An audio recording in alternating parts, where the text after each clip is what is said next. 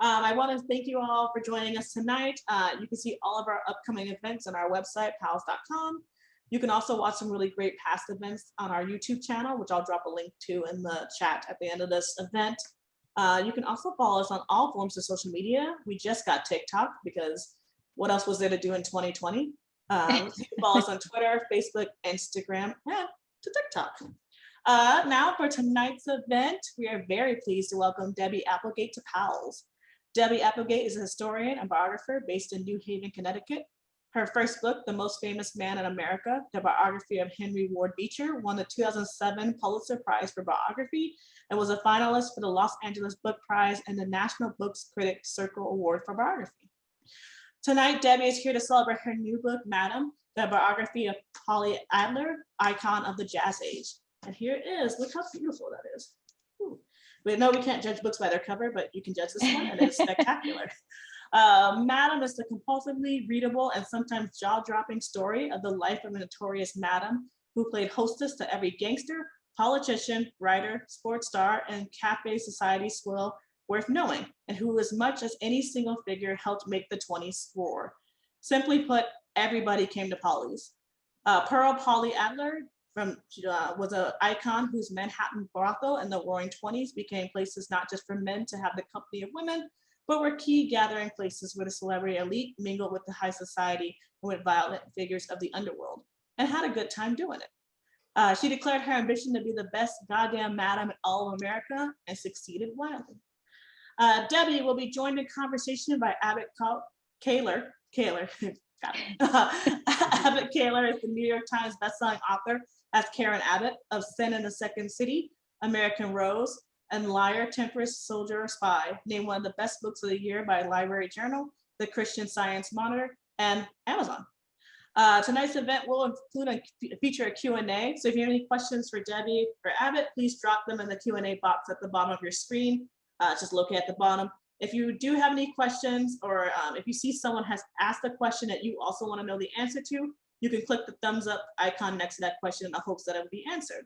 And if you happen to drop it in the chat as well, I'll just periodically remind people to turn it on to the Q&A, so that way Abbott doesn't have to like search for a bunch of things. Finally, we hope that you support Debby and Pal's book by purchasing a copy of Madam off of our website. Throughout the event, I'll be dropping the links to both Debby and Abbott's books, so no one needs to rush over to pals.com at this time. You'll just be able to click the link immediately. Now, please give a warm welcome to Debby Applegate and Abbott Kahler.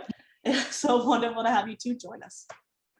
Thanks so much for having us. We're so excited to be doing this event with pals. Debby, I'm thrilled to be interviewing you about this book, which I've been looking forward to since I heard it was announced. I mean, not too long after you published The Most Famous Man in America. So it's been a long time coming for this book. And I just want to, of course, just start with the basic question. I'm sure everybody wants to know, why Polly Adler? She is a perfect thematic follow-up to The Most Famous Man in America. But what was it about her and that really drew you to her story? Well, there is certainly some question about whether it's a perfect thematic follow-up. The last book, the first book, I've only had 2 books. It's a very long process.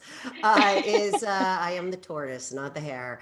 The first book was about a very, very famous minister who then found himself embroiled in a national sex scandal after he was accused of sleeping with his parishioner. But those at least were people who wanted to be good. And these, I went from saints to sinners and ministers to madam, and it felt like a big leap, actually. There were similarities. They were similarly big, broad characters, broad-minded people, very intelligent, funny people who really loved all kinds of humanity, but on the other hand, really pursued entirely different careers. The real thing, I guess, I was never going to write another book again, ever. That first one nearly killed me. It felt like I thought, this is a damn fool way to spend my time. How long did you work on that one, on your first? I started it as a seminar paper in a sophomore history class. And it just sort of took on more speed like a snowball and got bigger and bigger and bigger. So if we really counted it all, it was about 20 years. But the book itself really maybe more, because I went to graduate school and he was the top, Beecher was the top of my dissertation, but really about— But Polly was fast. Well, that was really about 8 years, because I did not know that I knew a lot about ministers and Henry Roth Beecher, but I did not know anything about how to write a book. And in fact, my book contract was canceled for the first book because it became very clear to everyone that I did not know how to write a book. And now they sorely regret that. Well, we all regretted it because I had to pay that money back. But it worked out okay. But I was still thought, this is silly. This is a silly way to make a living. This is not a way to make a living. But then it went well. I was sort of flattered. I got suckered in. I think it might be like having children. I don't have any children, but my sense is that once you have one, you forget after a while how hard it was. And somebody, I think maybe my editor or the head of Doubleday said, why not the 20s? It's so fun. It's glamour, jazz, flappers, gangsters. Maybe you can have, suicide at the end of the crash. You could have a scandal. And I don't know. I thought, well, I'll just look around, because I had always liked the 1920s. My parents had really liked my father was a big Hemingway buff. My mother was a big fan of Dorothy Parker. And I was going through the library stacks, and I ran across this little slim scarlet red volume called House is Not a Home.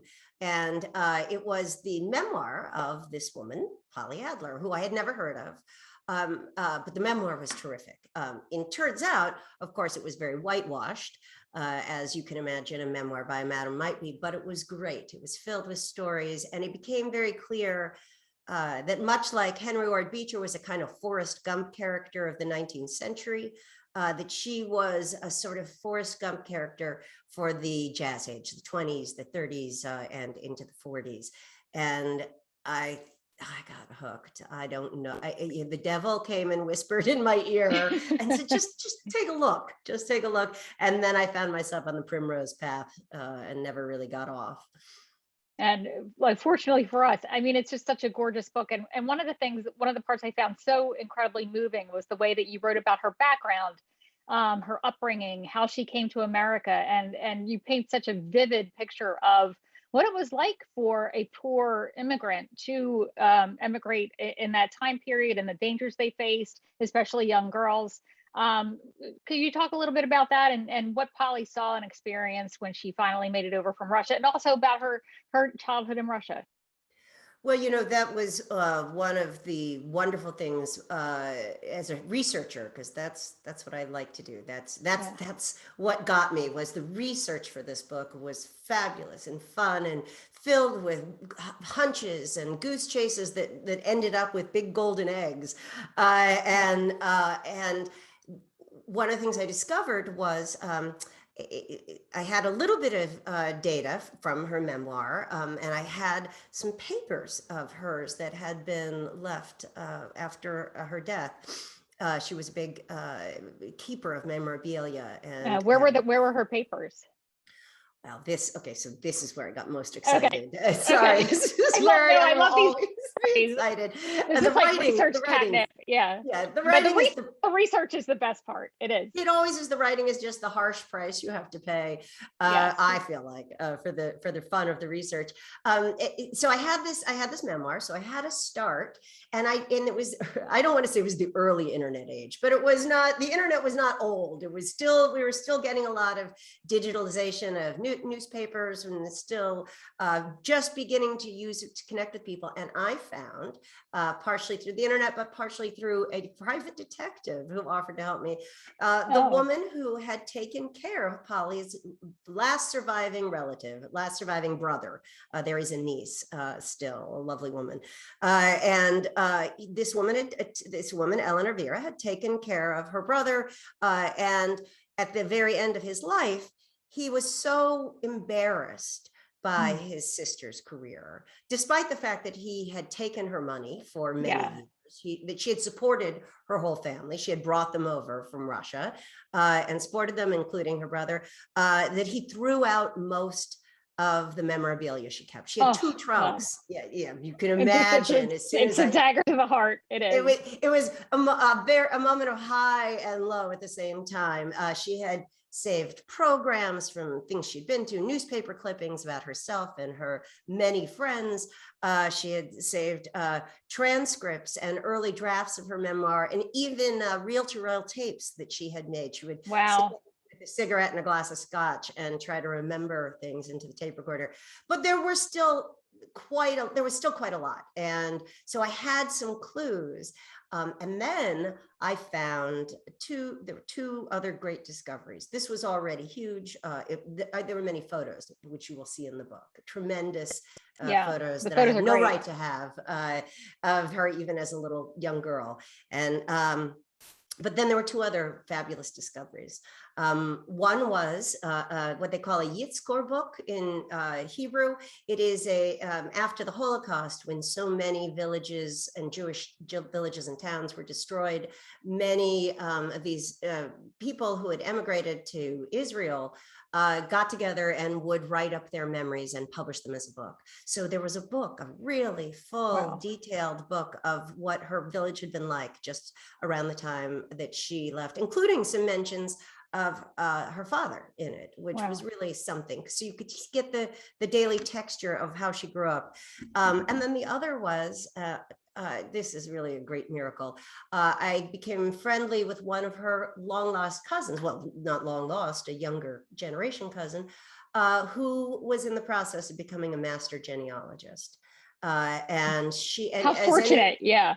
Oh, that was I don't know, the devil might have whispered in my ear to get me here, but the muses clearly blessed the project and wanted me to do this. They kept leading me down these paths. And Smadar Gilboa, the wonderful cousin, she did fabulous work. As any historian can tell you, being a genealogist is very different kind of work. They overlap, but it's very specialized. And so to have someone who could trace out relatives, find addresses, and introduce me to cousins who could still remember a little bit of Polly's life, it was huge. I didn't really answer the question, of course. I know, I was going to say, I diverted you in all fairness. So yeah, so that's because you jumped right into the sort of crack cocaine part of the experience, which is the following the hunt. So she came over. She was born in 1900. She was a child of the 20th century, very, very much. She was born in what is now Belarus, in what was then the Pale of Russia, and at a certain point, times were getting tough. Anti-Semitism was rising. Her father decides around the time that Polly is 13 that he is going to send the family to the United States. But he doesn't have enough money to do it all at once. So many people didn't. Cost a good deal of money to get a steamship ticket and to get yourself across for bribes and all the things you would need. So he sends her first. She's about 13, which sounds incredibly young, and was, but it was not uncommon in the Jewish community for girls to go first, or to travel alone, to immigrate alone, and then earn money and send it back so that they could bring the rest of the family. Because girls, they were raised not to study. They were earners, not learners, as the old saying went. They would often run the business. They would run the home while their brothers or their fathers were off studying the Torah, studying God's law. So women were actually usually more worldly. They usually spoke more languages. They could do math. They knew how to handle money. And that's exactly what she was. She was incredibly bright. She was very ambitious. She was dying to go to school. But then she found herself in the United States. She arrives in December of 1913, is staying with strangers, really, friends of her father. And then World War I comes. And 6 months later, and she's stranded, living among strangers in the United States, her family far away. And then from that point on, she has to make her own way in the world. And some of her choices they certainly weren't the choices she would have made if she'd had parents to protect her. Yeah, sure. Because at this time too, there's a lot of changing social mores. Women are sort of daring to present themselves in society in ways that they hadn't before. And you write just some really great sections talking about the discussions around sex that were happening among these young girls, Polly and her friends. It was sort of evolving and changing and all dynamic and quite titillating for all of them, I'm sure. And I really love the section where you talk about charity girls and victory girls and the very strict parameters and definitions that they sort of defined and came up with. And could you talk a little bit about her and her girlfriends and sort of how they navigated this new landscape for women? She moves to Brooklyn as soon as she realizes this American dream she had of getting an education and becoming a respectable woman was not going to work out the way she was. She was immediately had to become a factory girl. And she decides, if I'm going to be a factory girl, I might as well move to New York City. She had some cousins there. But even still, living with cousins is not the same thing as living with your family. So what she was a working girl who she was only making $5 a week. She was working 12-hour days, often 6 days a week, but she had a lot of freedom. She had her own money. It wasn't a lot of money, but she spent her evenings in the dance halls. She discovers Coney Island, which is this sort of almost mythic place of pleasure, but also had a very seedy underworld to it. And so it was called the Nickel Paradise for good reason. Everything was cheap. Everything cost a nickel, your hot dog, your ride, your trolley car to get out there. But of course, if you are a girl making $5 a week, you don't have a lot of nickels. So this is the moment in time that other historians have described this, where you see sexual mores evolve from the older version of courting, where a boy might come and sit in your parents' parlor, or you might meet at a church dance, or it's something like that, to a period of where teenagers are out roaming around, hanging around Coney Island and picking each other up. And this is where you start to see the intrusion of money into romance and into courting. There is no place for money in a less formal way. But here, if you want to be out and about with a boy you just met on the street, part of that is because they're going to pay for your ice cream soda. They're going to pay for your admission to the dance hall or for your ride. But the expectation is there's going to be at least the prospect of romance. And frankly, I think we will all recognize this as modern dating. It just had not existed before. And in fact, there were many people who lamented the idea that what is this sudden implied, very subtly implied sometimes, but often not so subtle implication that I'm going to spend money on you. But in exchange, maybe you won't fully put out, as they would say, but you might. Did they actually say that back then? I thought that was a more modern term. That's interesting. Put out. Oh, well, it turns out a lot of these terms are very ancient. Yes. And so it was sort of considered among her friends that sure, you might go out on a date and all right, I don't know if making out, I guess, that's probably not even a current term now, but you might be a little romantic, but in general, you were not really supposed to have sex unless you were engaged, which could be a very loose term, or you were going to be, the idea was that you're going to be married, but of course that is not how it always worked out. And in Polly's case, she was actually raped in a situation that was not unlike that. She was actually raped by her boss at the corset making factory where she worked, and she became pregnant. And when he wouldn't marry her, she had to scrape up enough money to have an abortion, which was illegal at the time, but exceedingly common. Abortion was just far, far more common than it is now. Birth control was also illegal. So there was not a lot one could do.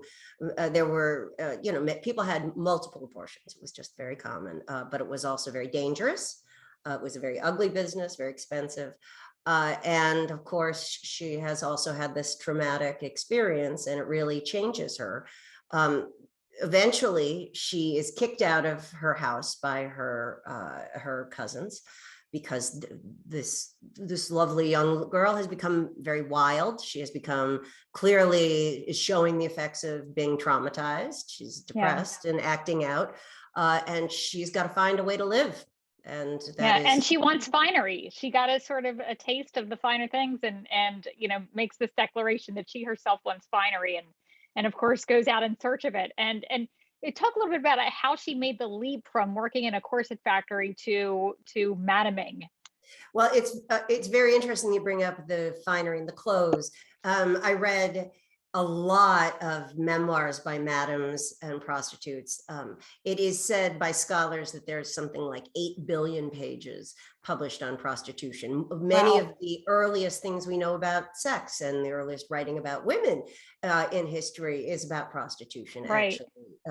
So we actually know a surprising amount about it, and it is quite common that clothes, this desire to lift yourself in some way, not just out of poverty, but just out of the depressing aspects of what it's like to be a girl in that position with very little prospects, very little hope. Clothes become a sort of symbol of something better. And not that it's all just wanting to earn clothes, but it is certainly how oftentimes you begin. It often begins by you meet other girls who are turning a trick or two, and who convince you, hey, this is more not respectable, but in some ways it is. You make so much more money selling sex in America than you do selling your brain so often. That is still true for a lot of women, I'm sorry to say. It's certainly less true, but at the time you could make $30 a night easily when she's first beginning. And that's not even being organized or ambitious about it. And that's somebody you couldn't make $30 in a month. The factory work was what, like $5 a week, I think. And exactly. And even a really well-paid woman of the time is usually making only $30 a week. So it starts, and it becomes also sexual harassment, which is not even a term that was used at the time, is just incredibly common. It is just expected that you will have to constantly deal with men poking and prodding and propositioning you, and there's a price to pay often for trying to be too honorable. And so for a lot of women in her position, especially if you're young and inexperienced, it starts to look almost like a sign of self-respect. It certainly is a feeling of power. I can take care of myself. There's an autonomy in madaming that wasn't afforded in any other, or even just turning tricks in general. That you, with your own resources, with nothing else but your body and your keen wits, you can make a place for yourself in this world. And there is often a feeling of power, especially if you're a young girl who's never had any kind of power at all.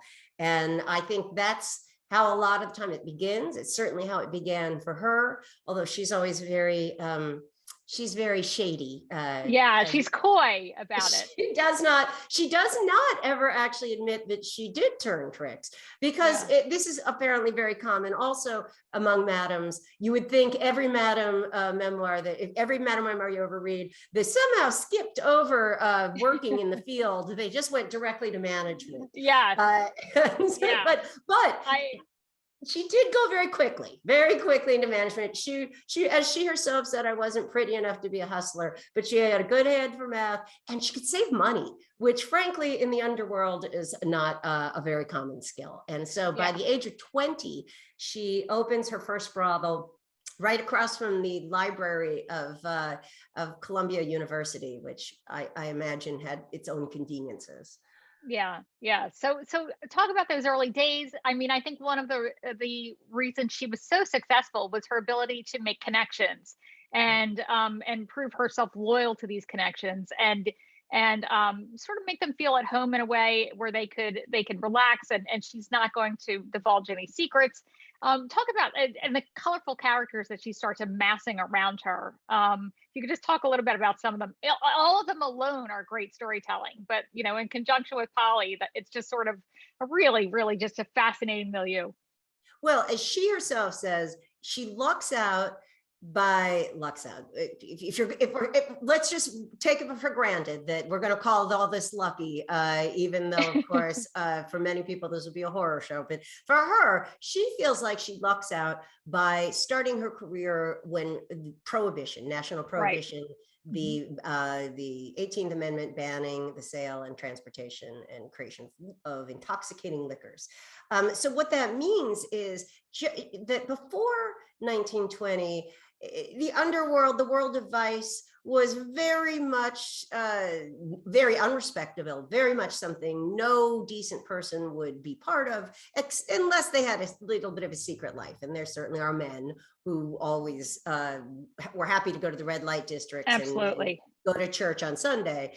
But what prohibition does is it makes everybody who wants to even have a glass of beer now has to consort with criminals. And there's a joie de vivre, there's an excitement that comes with this new sense of, people who would never go into a saloon are now going into these. They're slumming, they're going slumming. And it makes the world of vice chic in a kind of, kind of underworld cachet, a slumming kind of cachet in a way that it had never had before. So, and it also brings tons of money into the underworld because all of these thugs who were maybe dealing drugs or, running a gambling operation or sticking up people on the street, all of a sudden they move into this world of liquor and this semi-respectable world of liquor, because literally weeks before you could buy a bottle of wine and it seems respectable enough. So you have all these sort of Gatsby-like figures who go from being, poor immigrant kids working in the gutters to becoming quite wealthy almost overnight. They have money to throw around. They start opening speakeasies and nightclubs that give them their own social cachet, and they want a place to spend their money. And of course, that's what Polly is going to provide. She's going to provide a classy joint where you can get the best young women, the really good booze, where you have privacy, discretion, and in honesty in its own way. There is something called the villain's paradox, which is that if you are a villain, by your nature, you are collaborating with other villains. The trouble is, you can't trust villains. So finding a villain you can trust to work with is one of the hardest things about being in a black market or being in the underworld. And she clearly and quickly establishes a reputation as a villain could trust. And she also pays dearly. I mean, I was kind of astounded at the money that she had to output in order to, get the vice cops on her side, get all the reformers on her side, just sort of build this coalition of protection around herself, so that she was slippery and very, very savvy. And you also write really. I was surprised at the amount of detail you write about her daily operations and what it took to running a brothel, and even some kinds of the services she provided. If you could just talk a little bit about that, I think people who read this book are going to want to know some of the juicy details. I will say there's no actual sex scene in the book. There's no moment where like we all go into the bedroom and then we get to see what's there. And that is not because I was too dainty to put that in. It just didn't have one. And I guess we will all have to use our imagination. And I'm not sure, in fact, that historically things have changed that much. I think our imagination will probably do most of the work for us just fine. But it is true, there were some historical differences. One of the outcomes of World War I is a lot of soldiers from all walks of life, all classes, all types of people go into the army, go to Europe. And one of the things they come back with is toothbrushing, because the army realizes all these kids are getting, cavities, and that's keeping them off the battlefield, or, sore teeth. They come back learning to shoot craps, to play dice, because everyone plays dice in the barracks. They learn to smoke cigarettes, because cigarettes become a thing that they are given away, an early freebie to keep your nerves up. And this is, I guess, the dirty part. They often come back with a taste for oral sex, for fellatio, if you will. I'll let the rest of you look up those words. It just was very amusing to me, where you wrote about the Committee of 14, which was this reform group in New York City that was investigating vice, and especially Polly Adler. But it was almost like a moment of shock when they said, fellatio is now reported to be common. Exactly. But at first, it's only prostitutes who will do that. Right. So that's one thing, that if that's what you're hearing about, you're almost certainly hearing about someone who is a prostitute. Now that changes over the course. This is the moment, actually, of the sexual revolution. The number of, excuse me, I guess I'll just say it. The number of female virgins before sex drops a great deal. Like, I think like from, there 13% of women had sex before marriage, to by the 1940s, it's something like 57, something like that. I shouldn't quote, but it really does change. But at the beginning, especially of her career, it really is a time when people expect to go to prostitutes if they want anything out of the ordinary. Half and half girls, as they often were called. And they expect to go to prostitutes often to lose their virginity. Young men, this is the last generation raised with the old red light districts. Those are pretty much gone by after World War I. So attitudes about prostitution in general I found shockingly different. That it was just not. It wasn't as uncommon as I think it is now. I mean, I might be wrong. Maybe it is more common than I think. And it wasn't as stigmatized as it was then.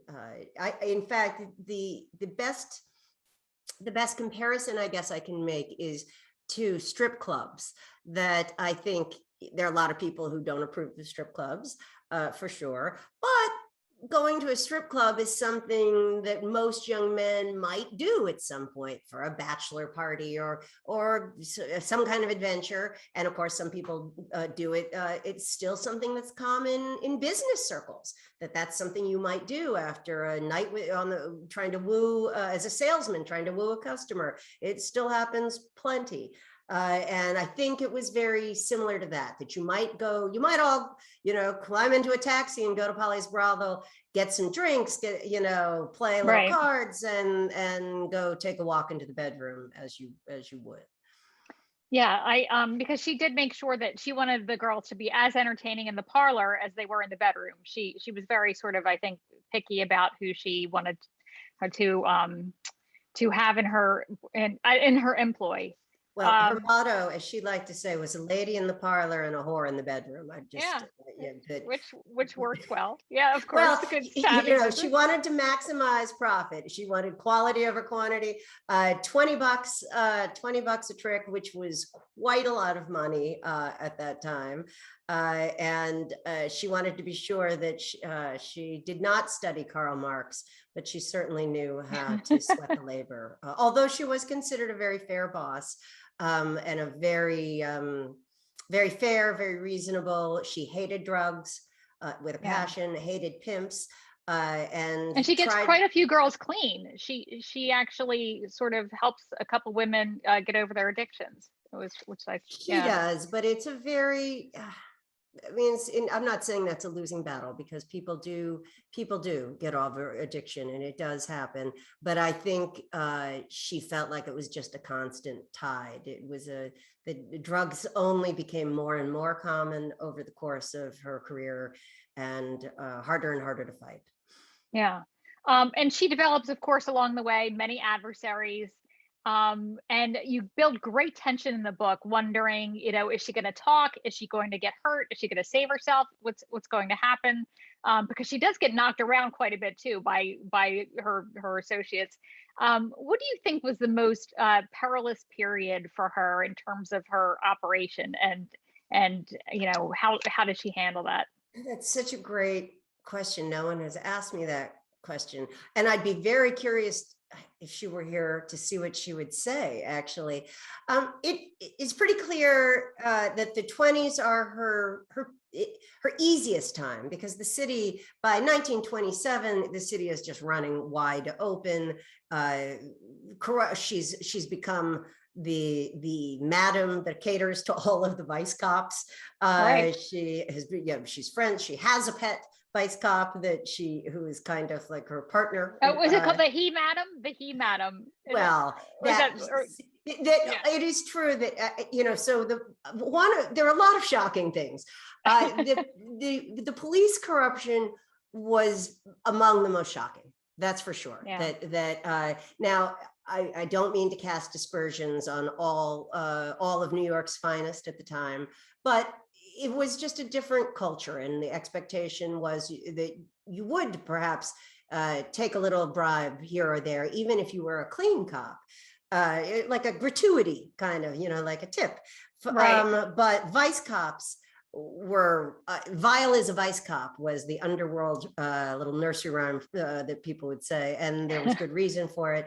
And that is still somewhat true, that if there is corruption in a police department, it is often in the vice squad, because in fact as a member of the vice squad, you have to be at one with the underworld, at one with criminals in a lot of ways, and there's a lot of temptations there. So she most madams had a cop that was sort of their pet cop, and sometimes it was just someone who would tip them off and keep them abreast of what, underworld gossip and what was going on politically. But sometimes it was much more. Sometimes they would go into partnership together, as Polly did with Erwin O'Leary. And sometimes they were actually sleeping together, and the guy might as well have been a pimp or a co-owner of the house.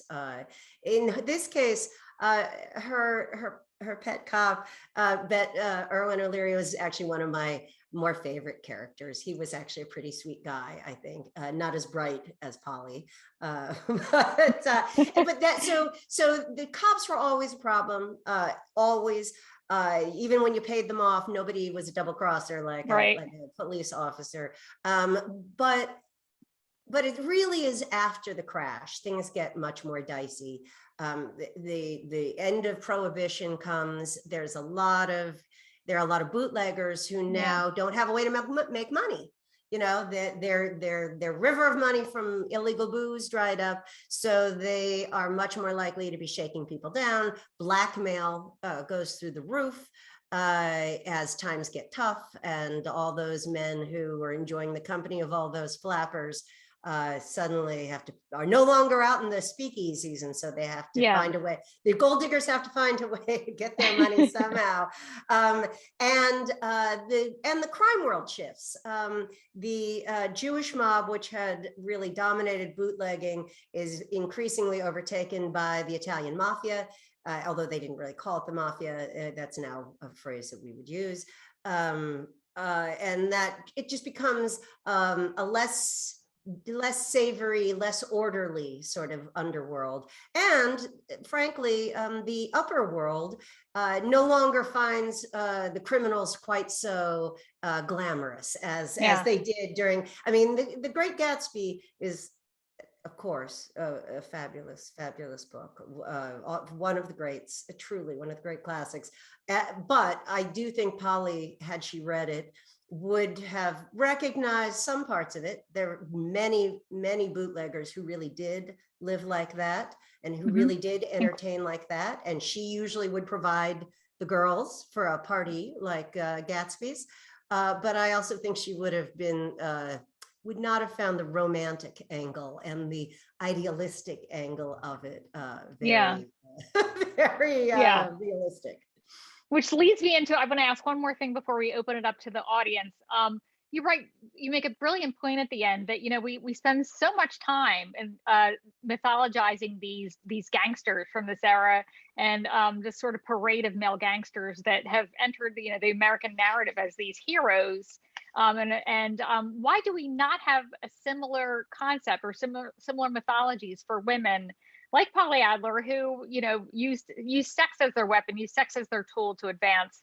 Why is there a lack of female mythology, female figures who are mythologized in the American narrative? And why is Polly a story for today? What a lovely closing question. I see you've done this before.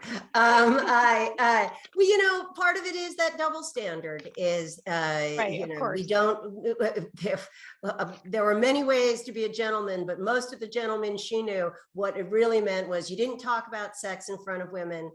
You didn't tell dirty jokes. You paid your gambling debts, and you didn't let your mistress and your wife meet. And right, of course. but then you could do anything else, as long as you didn't talk about sex, as long as you weren't open about the double standard, you could do pretty much anything. And there was definitely a belief, I'm sure there still is among many people, but certainly it was an ironclad belief at the time that there were good women and that there are bad women. And that you married the first and you tried to lay as many of the second as you Exactly. could. And I think, for one thing, men certainly did not want to talk about this.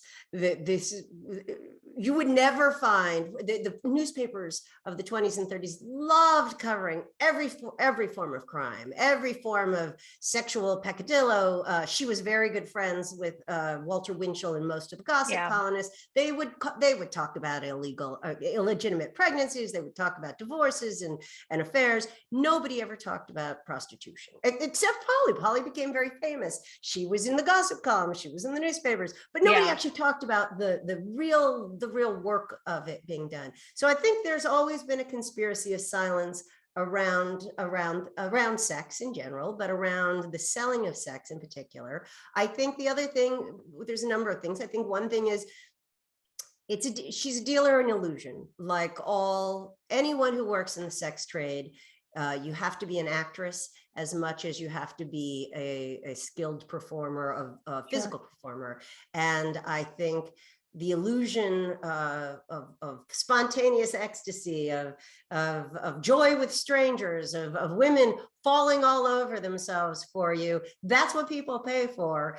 And the bursting of that bubble is in nobody's interest, as a prostitute, as a sex worker, even and as a customer.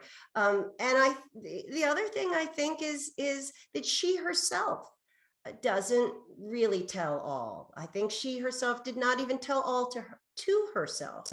Sure. It's a level of self-preservation going on, I think. Yes, there's a lot of mental and emotional self-preservation. At the end of her life, she retires quite well, actually. She tells somebody near the end of her life, when she is already showing signs of having the lung cancer that kills her, that one of the reasons she was able to retire so well, she moves out to Los Angeles, where so many gangsters and it was the retirement city. Exactly. The gangsters. The demi-monde of the East all moves out to LA for the sun, along with all her Hollywood friends. But the reason she tells a young friend that the reason she's able to retire so well is because Franklin Delano Roosevelt had been a customer of hers, and that when he ran for president, he had been governor of New York. When he runs for president, she was paid off for her silence, and was continuing to be paid off in installments to the end of her life. I was never able to fully prove that. I think there's a lot of good circumstantial evidence, but I cannot truly besmirch FDR's character fully with full evidence. She writes, she becomes a best-selling not novelist, memoirist. Her book sells 2 million copies. And yet, even at the very end, she loves being part of the literati. Oh, she loves that. She goes back to high school and she goes back to college. She goes to college. I thought that was so sweet. It just was. There's a picture in the book of her in her cap and gown. It's the thing she wanted from the time she was a little girl. But she says flat out, I will never be really happy because I have just seen too much of human life, and especially too much of the dark side of human life. And I think, these stories, we like the romantic version. We like the Gatsby. We like the idea of the gangster who comes in and shoots him up and is king of the hill, and then is shot down at the end, like Jimmy Cagney or Public Enemy. But these stories are not. They don't always look so glamorous if you really look at them hard and in the bright light of day. Yeah. Well, thank you for let me see. Thank you for that answer. I thought that was fascinating. But let's go to some questions here. We have so the first one happens to be about FDR. Was her connection to FDR a surprise to you? And was that easily researchable or a rare find? So do you have anything more to say about that? Oh yes, that was a big surprise, because I did not get to talk to that many people who knew. I was a little late. If I had started this book maybe 10 years before, I would have been able to talk to quite a few people who had known her, especially out in Hollywood, where she had many friends. Unfortunately, most people had passed away, but I had found a few people, and it was a fellow who had she had been very out in LA, had become very involved in the gay community. She had many gay and lesbian friends, and television at that time, early television, was kind of a gay ghetto, if you will, because it was less prestigious, and there was still a lot of anti-gay prejudice in Hollywood, as I'm sure there remains so. And so a lot of people who were marginalized went into television. And he had known her when he was a young man, and they used to drive her around and they used to chat. And she just brings it up one day. She's very upset because she's having a hard time getting a publisher, as anyone who's written a book will say. I'm very discouraged. And she was particularly discouraged because all these publishers were turning her down. They were all like, this is going to be a great book, but we can't have your name and our august literature. Exactly. And so she was feeling once again the burn of hypocrisy. And her mother, who she had supported, was still, her whole family had moved out to California with her, would not have her at the holiday table. It was the Seder, would not have her at the religious holiday table for dinner, which hurt her feelings. That was unforgivable. Right. So the context of hearing it, she wasn't bragging.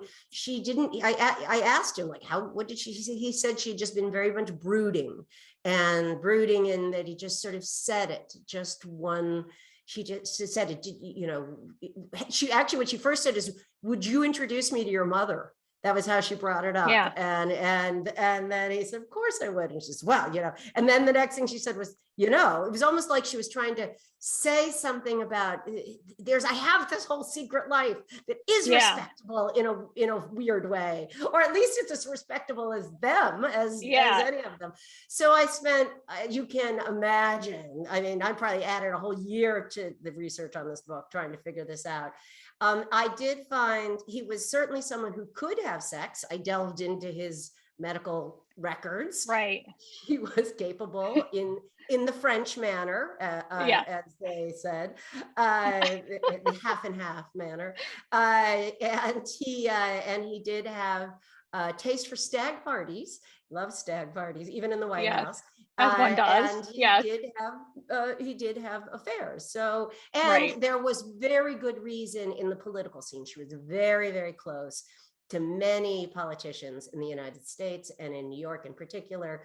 And at the time that he was running for governor, many of the people who were in her little underworld Tammany Hall circle were very interested in drawing FDR in. She also knew Huey Long. That was one of my other favorites. Oh yeah, some time on Huey Long. That one I have better evidence for. But in the end, I could say yes, it's possible. I could see exactly how it might have happened, who might have been the connection, but I can't say for sure. So yeah, it's a good story anyway. Yeah, it grabs the attention. It does. My editor was very surprised when I came up with that one. Yeah, I mean, it's definitely I think probably FDR is not one of the politicians that would have I would have maybe even suspected LaGuardia just because he was so fire and brimstone about the whole thing.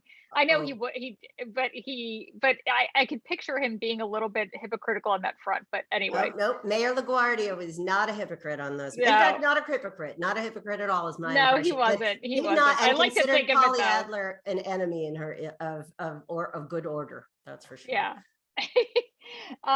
And he cleaned up Times Square. All right. One thing I appreciated most about your first book is the wider historical perspective. The 20s and 30s are an era I have read very little about. What connections do you see between Prohibition, the Jazz Age, and Black Friday / the Great Depression? And how was it reflected in Polly's life? Oh, very much. She says quite clearly, I would never have risen to the heights of success that I had without that sort of cultural, the cultural excitement around vice.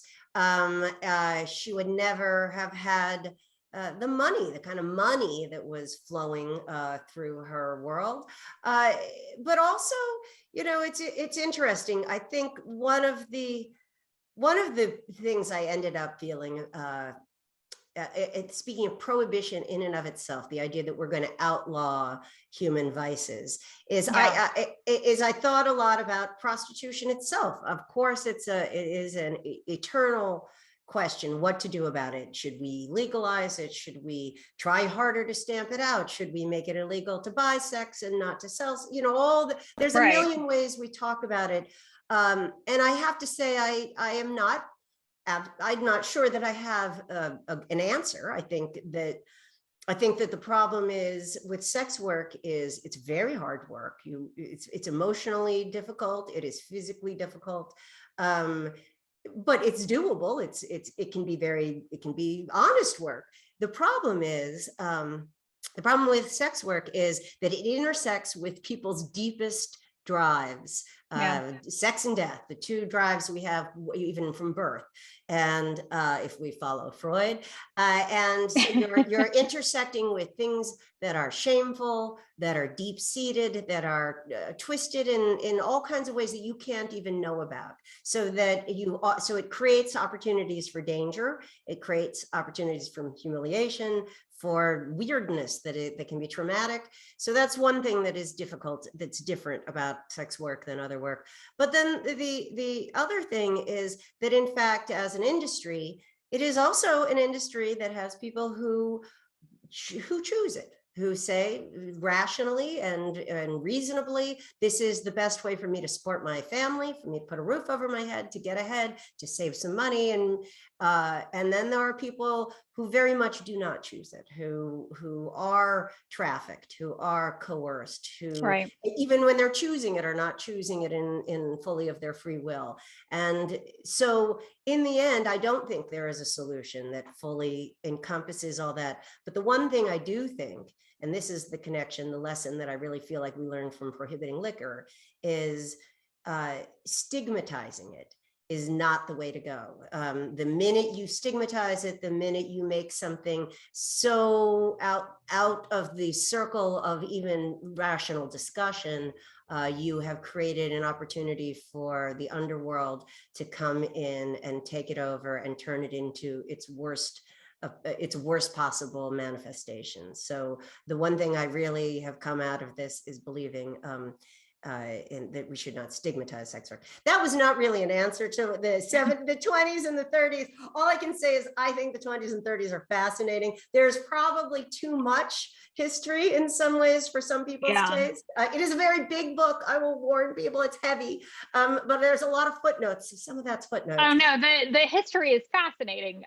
I thought you were going to say there's too much history in the 20s and 30s because those 2 decades were so jam-packed with so many pivotal American situations. By the time we get to the 50s, I'm like, we'll do this quickly. As anyone who's written a biography can tell you, at the end, you're like, listen, they die soon. They've done most of what they've done. You just got to move, kind of work. Got to wrap it up. But I mean, the whole entire thing is brilliant, which I think we should have. This might be a good question to end on, depending on our time. But how do you feel now after writing this book about ever writing another book again? Oh, My big plan is to watch TV for a couple years. I have a lot of TV to catch up on. Apparently, there's a golden age of TV, and I missed it. I don't know. It's as I say. I feel like I ought to contribute to the family till a little bit more. I ought to do something more. I feel like I've just been spending my time creating these little antiquarian baubles, and which I enjoy. I'm not sure that they add much to the commonweal. I'm not sure. Well, your bauble did win a Pulitzer, so let's not forget that. You can't eat. You can't eat a Pulitzer. Yes, but it's very nice. I honestly don't know. My husband says I'm supposed to get out, and he's a hustler, not a hustler. He's he's a business person who says what I'm supposed to do is spend the next year hustling this book, and then I'm allowed to let up and do something else. So who knows? As anyone who has really spent a long time on a book, on any kind of long project knows, your imagination, certainly my imagination, became so bound up in this, and my aspirations, my sense of self, that I sort of have to learn how to think again about other things. That's so I don't have a good answer. I'm never writing a book. Never write. I'm not like you, Abbott. No, I'm just scrambled desperately from one thing to the next. But we'll have to have another conversation sometime about finding good nonfiction ideas, which I think should be its own discussion one time. It's not easy. It's not easy. All I can say is I'm going to put in a plug for you. You have 2 books coming out right now. So coming out, not now, but very soon. So you're very sweet. Put us all to shame. And I will be making you interview me at some point, I'm sure. And let me just say this, because I know our time is about up. I should have said it at the beginning, that it is an honor, first of all, an honor to speak with you, Abbott. You're very sweet. The second city in American. I've been a fan of yours forever, so it's mutual. But really, the true honor is getting to be on a screen for Powell's. When the first book came out, I got to have a real life book event where almost everyone I knew in the state of Oregon was there, and it was one of the most joyous events of my entire life. And so this is not quite as much fun, but it's almost as much fun, and it is truly an honor. I have spent many of the best hours of my life in Powell's. So best of luck to keeping Powell's. Everybody support Powell's. Yeah. Exactly. So thank you. All right. Thank you so much for you two for such a lively, wonderful conversation. I'm going to drop the link to Madam in the chat right now, so that way people can purchase it if they already haven't to. The holiday seasons are coming up. It makes a great gift, Depends on who you're giving it. Or just give it to your grandmother, give it to anyone you want. Just tell them to skip some certain parts. I'm getting it for all my nieces and nephews. Definitely. All right, everyone, thank you so much for joining us. I'm going to also drop the link to the Powell's YouTube channel. So in case you want to watch this event or watch future events that will be future past events, I was like a future events. In case you want to watch past events or this event once it's up in the next couple of days, you can. But thank you so much, Debbie and Abbott, for joining us. Thanks for having us. Thank you. That's it. We will see you all again next time. Bye, everyone. Bye. Have a good night.